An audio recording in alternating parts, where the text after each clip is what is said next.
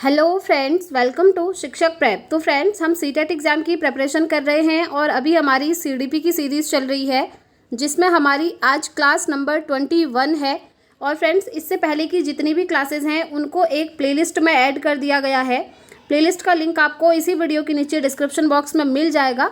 आप लोग एक बार चेकआउट करिएगा, सारी क्लासेस आपको वहाँ पर मिलेंगी। तो चलिए स्टार्ट करते हैं आज की क्लास। और हर क्लास की तरह यहाँ पर हम previous year question paper discuss करेंगे। साथ ही साथ जो आपका थ्योरी वाला पोर्शन है वो भी आपका यहाँ से कवर अप होता जाएगा। और फ्रेंड्स, अगर आप लोग सीटेट का पेड नोट्स लेना चाहते हैं तो स्क्रीन पर आपको एक व्हाट्सएप नंबर दिख रहा होगा, इस पर आप मैसेज करके सीटेट का पेड नोट्स भी परचेज कर सकते हैं। तो चलिए स्टार्ट करते हैं आज की क्लास। और फ्रेंड्स, आज की क्लास का सबसे पहला क्वेश्चन है आपके सामने।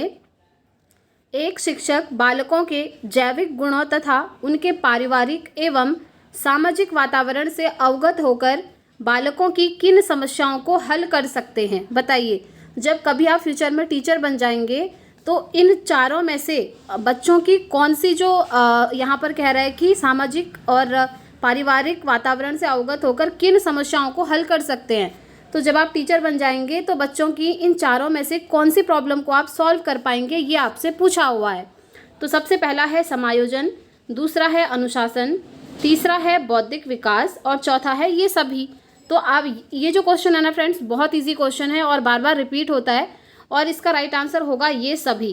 क्योंकि देखिए, अगर आप किसी भी बच्चे के जैविक गुण और उनके पारिवारिक और सामाजिक वातावरण से जो है मिलते हैं और जानने की कोशिश करते हैं कि वो परिवार में कैसा है, उसके आसपास का जो समाज है वो कैसा है, तो उसके बाद ना आप बच्चे की हर प्रॉब्लम का सोल्यूशन कर सकते हैं, जो कि यहाँ पर दिया हुआ है। ठीक है, इसीलिए यहाँ पर फोर्थ ऑप्शन राइट हो जाएगा। आगे बढ़ते हैं फ्रेंड्स नेक्स्ट क्वेश्चन की तरफ। शिक्षण की आधुनिक संकल्पना के अनुसार एक अध्यापक को मुख्य भूमिका निभानी चाहिए। एक अध्यापक को निम्न में से किस चीज़ की मुख्य भूमिका निभानी चाहिए, ये आपसे पूछा हुआ है। पहला है दार्शनिक की, दूसरा है मित्र की, तीसरा है कार्य सहभागी की और चौथा है अनुदेशक की। तो देखिए, आप जानते हैं शिक्षण की आधुनिक संकल्पना के अनुसार एक अध्यापक को, यानी कि एक टीचर की भूमिका क्या होती है पढ़ाने के दौरान। तो मैंने आपको हमेशा बताया है, जो टीचर होते हैं वो सुविधादाता होते हैं, एक फैसिलिटेटर होते हैं। ठीक है, फैसिलिटेटर होते हैं। अब यहाँ पर सुविधादाता तो लिखा ही नहीं है, जिसे इंग्लिश में फैसिलिटेटर बोलते हैं, तो उसकी जगह एक दूसरा वर्ड यहाँ पर यूज़ हुआ है, अनुदेशक। अनुदेशक मतलब भी वही होता है, सुविधादाता। ठीक है, बच्चों को अगर कोई चीज़ समझ में नहीं आ रही है तो वहाँ पर हेल्प करेंगे। बच्चों को अगर कोई प्रॉब्लम पूरी तरीके से नहीं आ रही है तो उसको कैसे सॉल्व करना है वो वाली पूरी प्रोसेस बताएंगे। तो एक अनुदेशक की तरह, एक फैसिलिटेटर की तरह बच्चे की हेल्प करेंगे। जहाँ पर भी बच्चे को ज़रूरत होगी वहाँ पर टीचर खड़े रहेंगे और बच्चे की हर प्रॉब्लम का क्या करेंगे, सॉल्यूशन करेंगे। ठीक है, इसीलिए इसका राइट आंसर क्या हो जाएगा, ऑप्शन 4 हो जाएगा। अनुदेशक की भूमिका होती है एक अध्यापक की। अब ये कह रहा है दार्शनिक की भूमिका होती है, नहीं, स्कूल में दार्शनिक का कोई काम नहीं है। मित्र की भूमिका शिक्षक की नहीं होती है, ना ही कार्य सहभागी की होती है, इसमें होता है आपका अनुदेशक की भूमिका। ठीक है, चलिए आगे बढ़ते हैं नेक्स्ट क्वेश्चन की तरफ। निम्न में से किसके अंतर्गत छात्रों की योग्यता, शैक्षिक प्रणाली तथा अन्य संबंधित सूचनाओं का क्रमबद्ध विवरण प्रस्तुत किया जाता है? किस चीज़ में ये सारी चीज़ें जो हैं की जाती हैं, सारा जो विवरण है वो जो है प्रस्तुत किया जाता है, किस चीज़ में? पहला है संचित अभिलेख, दूसरा है प्रश्नावली, तीसरा है अनुसूची और चौथा है घटनावृत्त। तो देखिए, यहाँ पर क्या पूछ रहा है कि बच्चों की जो योग्यताएं हैं वो हो गई, शैक्षिक प्रणाली हो गई, और जो अदर चीज़ें होती हैं बच्चों से रिलेटेड, वो सभी जो है सूचनाएं एकत्रित की जाती हैं। वो की जाती हैं फ्रेंड्स संचित अभिलेख में। ठीक है, उसको हम यही कहते हैं संचित अभिलेख, जिसमें बच्चे की जो योग्यता है, एबिलिटीज़ हैं, जिस तरीके से भी वो सीख रहा है, सारी चीज़ें उसमें लिखी जाती हैं। तो ये आपका कहलाता है संचित अभिलेख। ठीक है, अब देखिए यहाँ पर प्रश्नावली, अनुसूची, घटनावृत्त ये सब इसमें नहीं होगा। आगे बढ़ते हैं नेक्स्ट क्वेश्चन की तरफ।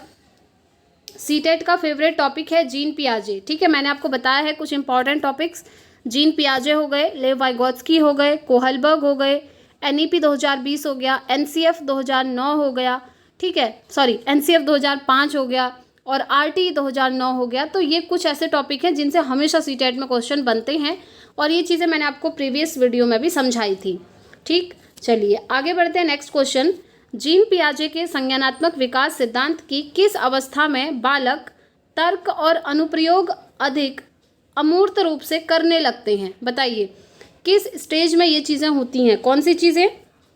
बच्चा सबसे पहले तर्क लगाने लगता है और अमूर्त रूप से तर्क लगा सकता है। अब मैंने आपको बताया भी था कि अमूर्त क्या होता है। ठीक, सबसे पहले हम ये समझते हैं फ्रेंड्स, इससे रिलेटेड कुछ क्वेश्चन सीटेट में बहुत सिंपल बनते हैं। जैसे आपसे पूछा जाता है जीन पियाजे का जो विकास का सिद्धांत है वो किस नाम से है, तो आपको याद रखना है जीन पियाजे का जो सिद्धांत है वो है संज्ञानात्मक विकास का सिद्धांत। ठीक है, इस तरीके से आ जाता है। और दूसरा, इन्होंने जो है विकास की 4 अवस्थाएं बताई थी। जो 4 अवस्थाएं यहाँ पर मेंशन की हैं, ये चारों अवस्थाएं इन्होंने अपने संज्ञानात्मक विकास के सिद्धांत के अंदर बताई थी और बोला था कि जो बच्चे का विकास है वो इसी तरीके से इसी लेवल में बढ़ता है।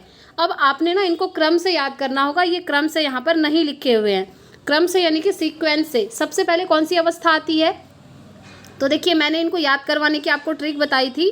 SPCF, S for sensory motor यानी कि संवेदिक प्रेरक अवस्था सबसे पहले आती है। दूसरी प्री ऑपरेशनल यानी कि पूर्व संक्रियात्मक अवस्था। तीसरा कॉन्क्रीट ऑपरेशनल यानी कि मूर्त संक्रियात्मक अवस्था। और चौथा आता है फॉर्मल ऑपरेशनल यानी कि औपचारिक संक्रियात्मक की अवस्था। और इसी अवस्था में जीन पियाजे कहते हैं कि बच्चे का विकास होता है यानी कि डेवलपमेंट होता है। ठीक है, और इन्होंने ये एज वाइज जो है इनको डिवाइड किया हुआ है। तो ये सीक्वेंस आपको याद रखना है, ये सीक्वेंस आपसे कई बार पूछा हुआ है। ठीक, चलिए अब हम क्वेश्चन पर चलते हैं कि किस अवस्था में बच्चा तर्क लगाना शुरू कर देता है, वो भी अमूर्त रूप से। देखिए एक तो होता है जब बच्चा तर्क लगाता है मूर्त रूप से, तो वहाँ पर इसका आंसर कुछ और होगा। लेकिन अगर आपसे पूछा है बच्चा तर्क लगा रहा है अमूर्त रूप से, तो ये किसी दूसरी अवस्था में होता है। अब इनमें डिफरेंस क्या है, ध्यान से सुनिए। मूर्त मतलब क्या होता है, कॉन्क्रीट। ठीक है, कॉन्क्रीट मतलब होता है कोई चीज़ जैसे हमारे सामने में है, जिसे हम देख सकते हैं, टच कर सकते हैं, फील कर सकते हैं, वो सब हमारे लिए मूर्त चीज़ें होती हैं। जैसे अभी आपके सामने बुक खुली हुई हो सकती है, आपने अपनी नोटबुक खोली हो सकती है, आप लिख रहे हो सकते हैं, आपके सामने पेन होगी, तो जो जो चीज़ें आप देख पा रहे हैं, जिनको टच कर पा रहे हैं ना, वो सब आपके लिए मूर्त चीज़ें हैं। लेकिन अमूर्त चीज़ें क्या होती हैं, जो चीज़ें हमारे सामने में नहीं होती हैं, जिन्हें हम देख भी नहीं सकते, टच भी नहीं कर सकते, फील भी नहीं कर सकते। अब आप कहेंगे ऐसी चीज़ें कौन सी होती हैं फिर, तो देखिए ये जो अमूर्त चीज़ें होती हैं ये सिर्फ हमारे दिमाग में होती हैं। मतलब कि हम उसके बारे में ना कल्पना कर सकते हैं, सिर्फ इमेजिन कर सकते हैं। जैसे आप अभी इमेजिन कर रहे होंगे कि मेरा सीटेट का एग्ज़ाम होगा, मेरे इतने नंबर आएंगे, उसके बाद मैं नेक्स्ट गवर्नमेंट जॉब की प्रिपरेशन करूँगी या करूँगा। तो ये सब आप क्या कर रहे हैं, सोच रहे हैं, कल्पना कर रहे हैं, इमेजिन कर रहे हैं, है ना। तो ये आपका अमूर्त कहलाता है, ध्यान रखना है। तो अब आपसे पूछा है कि अमूर्त रूप से बच्चा तर्क कौन सी स्टेज में लगाता है, तो अमूर्त रूप से फ्रेंड्स वो लगा पाता है औपचारिक संक्रियात्मक की अवस्था में, और ये अंतिम अवस्था होती है जीन पियाजे के अनुसार बाल विकास की। SPCF मैंने आपको बताया, F for formal operational stage यानी कि औपचारिक संक्रियात्मक अवस्था।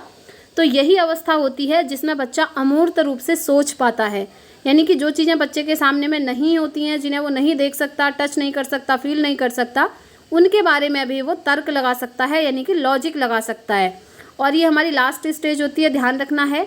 और जो ये वाली स्टेज होती है ना, इसमें जो हमारे साइंटिस्ट वगैरह होते हैं वो इसी तरीके से सोचते हैं।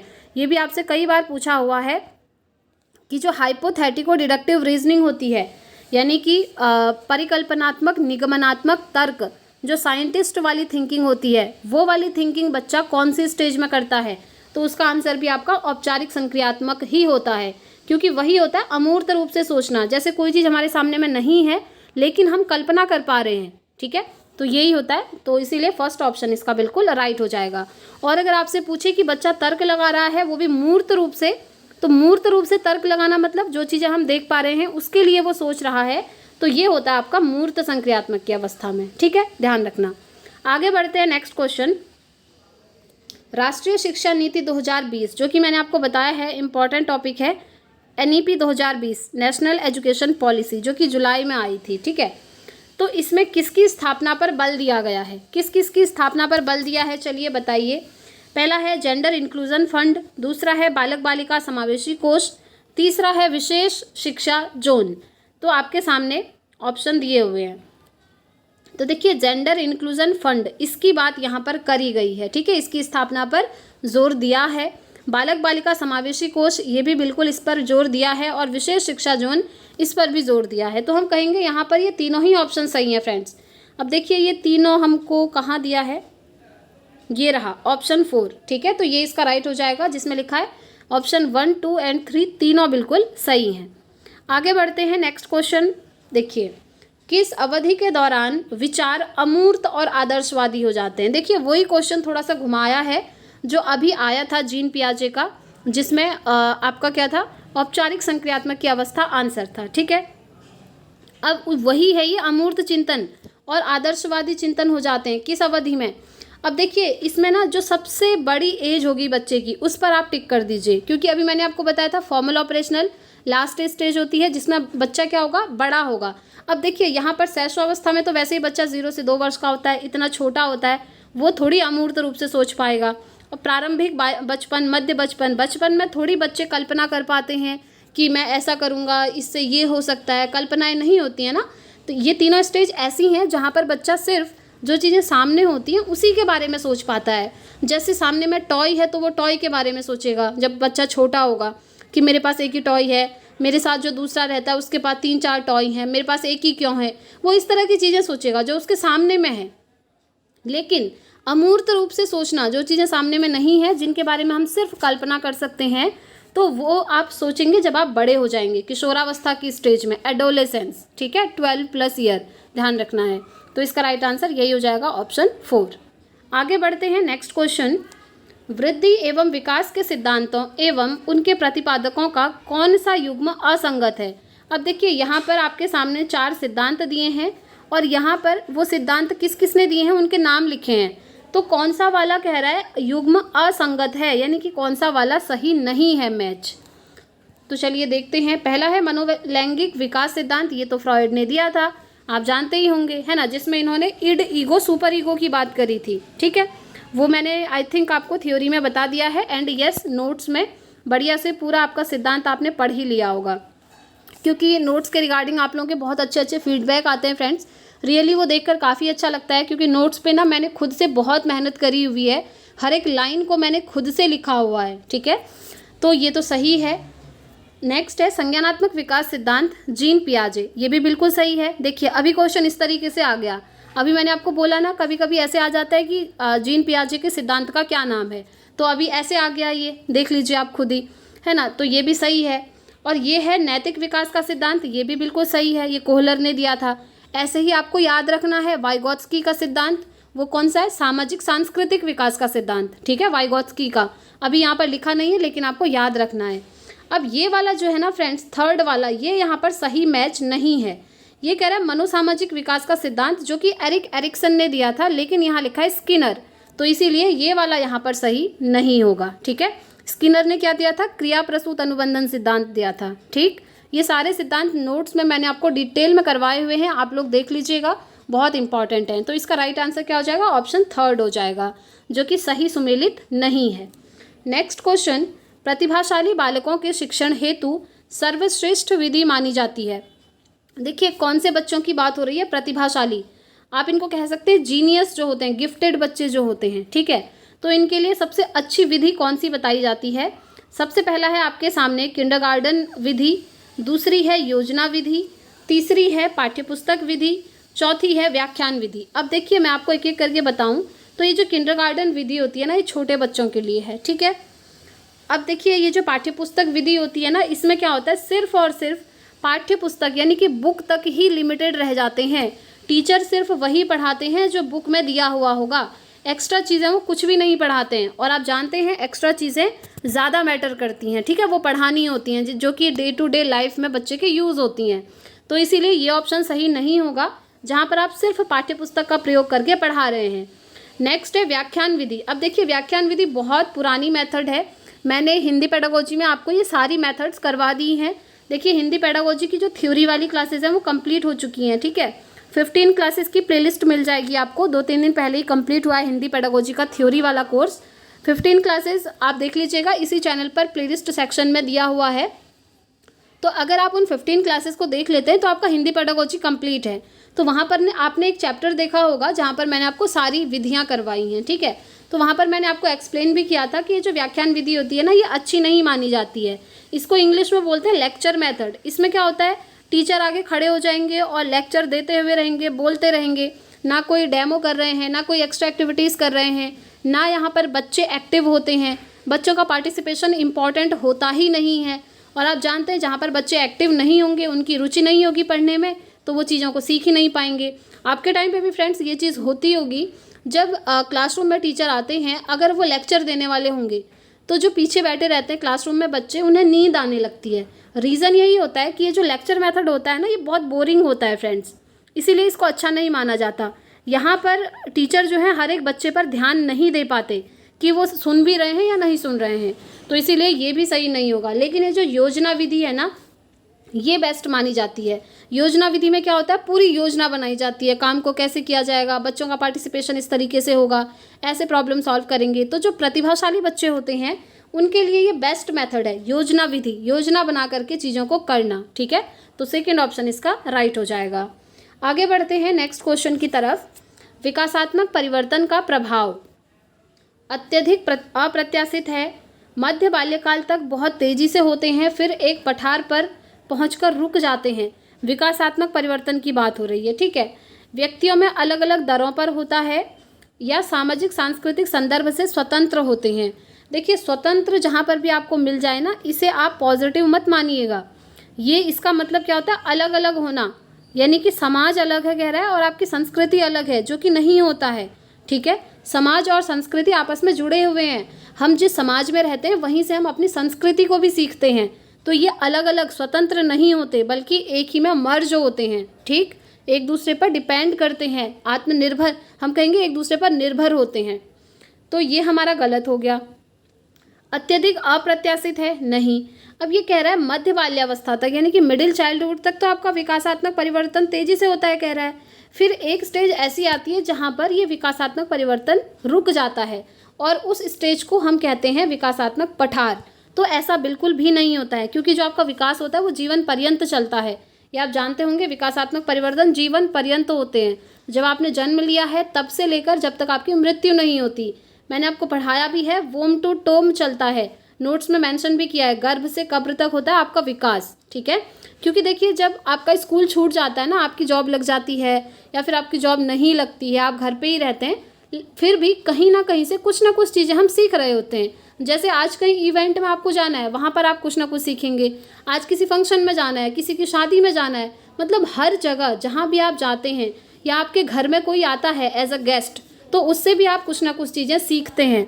तो इसीलिए हम कहते हैं ये जो डेवलपमेंट होता है ये वोम टू टोम चलता है, यानी कि गर्भ से कब्र तक चलता है। ठीक है, अब ये कह रहा है कि स्टार्टिंग में मिडिल चाइल्डहुड में तेज़ी से होता है, लेकिन एक स्टेज पर रुक जाता है, तो ऐसा कभी नहीं होता। अब इसका राइट आंसर क्या होगा कि व्यक्तियों में अलग अलग दरों पर होता है। जी हाँ, ये जो विकासात्मक परिवर्तन होते हैं ना, ये हर व्यक्ति में अलग अलग तरीके से हो सकते हैं। अब वो डिपेंड करता है कि बच्चा कहाँ रहता है, कैसे माहौल में रहता है, कैसे समाज में रहता है, कैसा एनवायरनमेंट है उसके आसपास। तो हर किसी का जो ये विकासात्मक परिवर्तन है वो अलग अलग तरीके से होता है। ठीक हो गया। जैसे एक बच्चा है जो ऐसी फैमिली में रहता है जहाँ पर बड़ों की रिस्पेक्ट करी जाती है, और एक बच्चा ऐसा है जो ऐसी फैमिली में रहता है, सपोज करिए, जहाँ पर बड़ों की रिस्पेक्ट नहीं करी जाती। तो आप खुद समझ सकते हैं इन दोनों का जो बिहेवियर है वो अलग अलग होगा, इन दोनों का नेचर भी अलग अलग होगा। तो यही सब हमारा विकासात्मक परिवर्तन के अंदर आता है। ठीक है, दैट्स वाई हम यही कहेंगे कि ये हर व्यक्ति में अलग अलग दरों पर होता है। सो इस क्वेश्चन का राइट आंसर ऑप्शन थर्ड हो जाएगा। आगे बढ़ते हैं नेक्स्ट क्वेश्चन।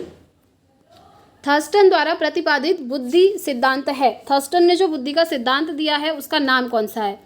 पहला है प्राथमिक योग्यताओं का सिद्धांत, दूसरा है बहुकारक सिद्धांत, तीसरा है धारा प्रवाह सिद्धांत, चौथा है संक्रिया उत्पादन सिद्धांत।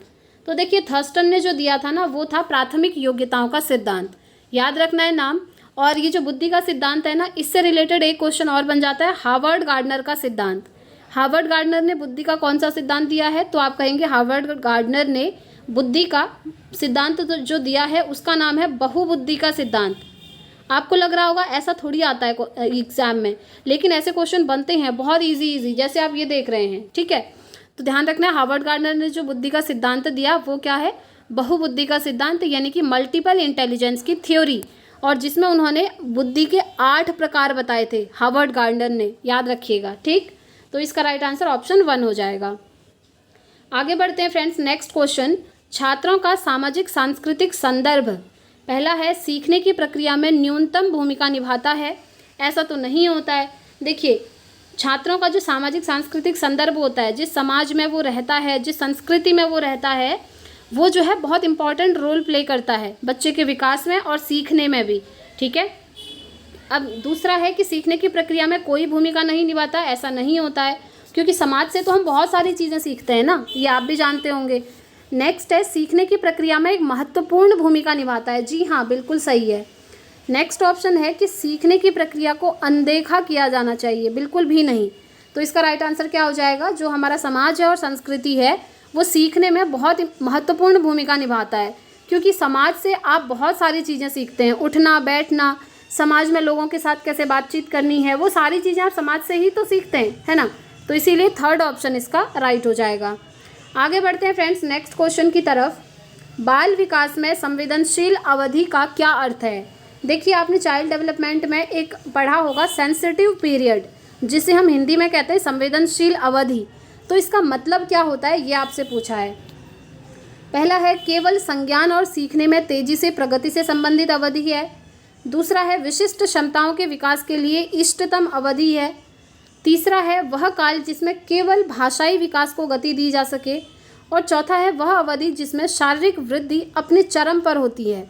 तो देखिए, संवेदनशील अवधि मतलब होता है बहुत ही सेंसिटिव पीरियड। ठीक है, यानी कि विशिष्ट क्षमताओं के विकास के लिए एक इष्टतम अवधि होती है, जहाँ पर बच्चे का अच्छे से ध्यान रखना होता है। आप बच्चे को जैसा गाइड करेंगे ना, बच्चा उस डायरेक्शन में चला जाएगा।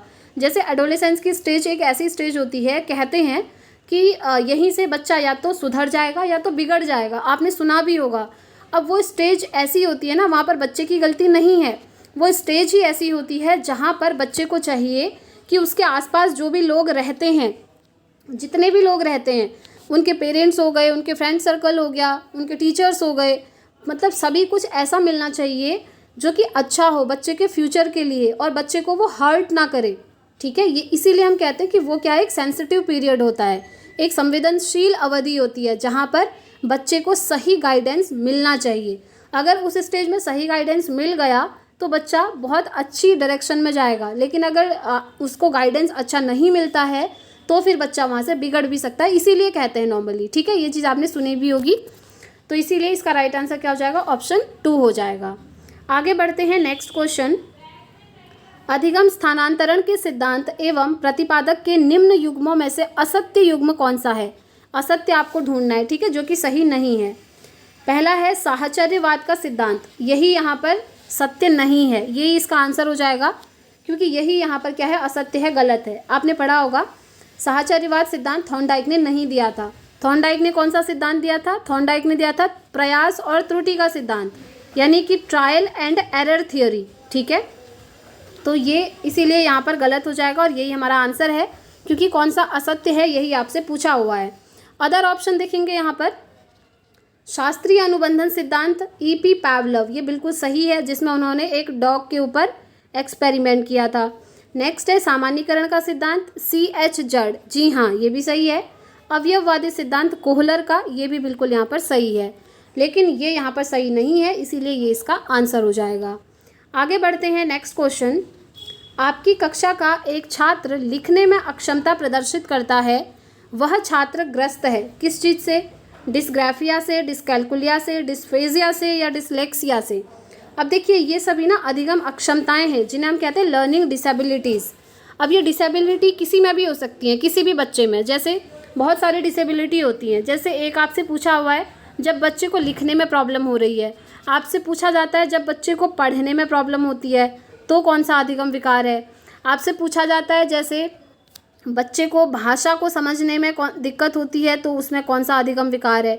आपसे पूछा जाता है जब बच्चा मैथ में कैलकुलेशन करने में प्रॉब्लम फेस करता है तो उसके अंदर कौन सा अधिगम विकार है। तो इस तरीके से बहुत सारे हैं जो कि यहाँ पर आपको दिए हुए हैं। तो इसमें आपको छांटना है कि लिखने में अक्षमता प्रदर्शित करता है उसको कौन सा अधिगम विकार है। तो देखिए, लिखने में अगर प्रॉब्लम हो रही है तो हम कहेंगे बच्चे को डिस्ग्राफिया है। अब ये सारी जितनी भी लर्निंग डिसेबिलिटीज़ हैं ना, मैंने एक वीडियो में आपको थ्योरी में करवाई भी हैं, आप लोग एक बार देखिएगा। और इसका राइट आंसर क्या है? जब बच्चे को लिखने में प्रॉब्लम है तो हम कहेंगे बच्चे को क्या है, डिस्ग्राफिया है। अगर आपसे पूछ ले कि बच्चे को मैथ्स कैलकुलेशन में दिक्कत होती है तो आप कहेंगे डिसकैलकुलिया है। ठीक है, इस तरीके से आपको याद रखने हैं, ये बहुत सारे हैं। चलिए आगे बढ़ते हैं। और हाँ, अगर आपसे पूछे बच्चे को पढ़ने में दिक्कत है तो उसे कौन सा अधिगम विकार है, तो आप कहेंगे डिसलेक्सिया है। ठीक है, इसी तरीके से जब बच्चा भ्रम की स्थिति में आ जाता है, कन्फ्यूज़न में, तो कौन सा वाला है, डिसमॉर्फिया है।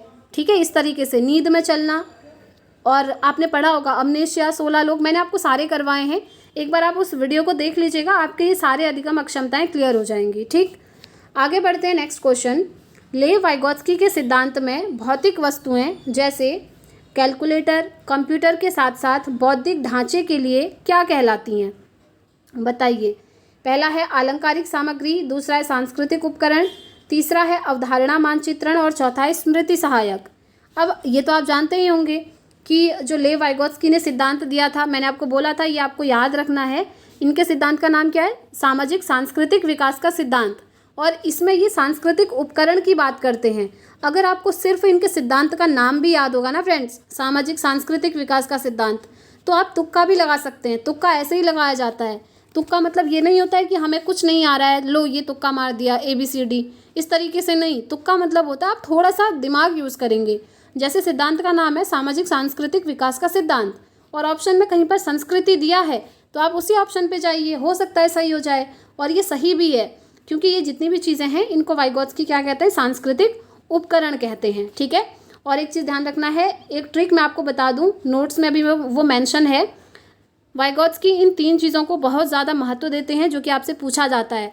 ये 3 चीज़ें हैं SCL, यानी कि सोसाइटी, कल्चर और लैंग्वेज, समाज, संस्कृति और भाषा। याद रखिएगा, लेव वाइगोत्स्की सबसे ज़्यादा इन 3 चीज़ों को महत्व देते हैं। ठीक है, तो इस क्वेश्चन का राइट आंसर ऑप्शन 2 हो जाएगा। तो फ्रेंड्स, आज की क्लास आपको कैसी लगी कमेंट करके ज़रूर बताइएगा। आई होप आपको क्लास पसंद आई होगी। पसंद आई है तो प्लीज़ वीडियो को लाइक ज़रूर कीजिएगा, साथ ही साथ कमेंट कीजिएगा कि आपको क्लास कैसी लगी। और प्रीवियस क्लास में मैंने आपको एक क्वेश्चन होमवर्क के लिए दिया हुआ था, जिसमें आप में से काफ़ी सारे स्टूडेंट्स ने रिप्लाई भी किया था और बिल्कुल सही आंसर था वो। आप लोगों ने आंसर दिया था कि बच्चे के सोशलाइजेशन की प्राइमरी एजेंसी फैमिली है, और आप लोगों ने वो बिल्कुल सही आंसर दिया। वो आप इसीलिए दे पा रहे होंगे क्योंकि आप कंटिन्यूसली सीरीज़ से जुड़े हुए हैं। तो आई होप कि एग्ज़ाम होने तक आप लोग इस सीरीज़ से जुड़े रहेंगे और आपका एग्ज़ाम भी बहुत अच्छा होगा। फ्रेंड्स, फोकस करते हुए पढ़िएगा। और अगर आपको नोट्स परचेज़ करना होगा तो स्क्रीन पर दिए हुए नंबर पर आप मैसेज करके पेड नोट्स को परचेज़ कर सकते हैं। तो इस वीडियो में इतना ही रखते हैं फ्रेंड्स। अब हम मिलते हैं कल इसी टाइम पे सीटेट की नेक्स्ट क्लास के साथ। Thanks for watching.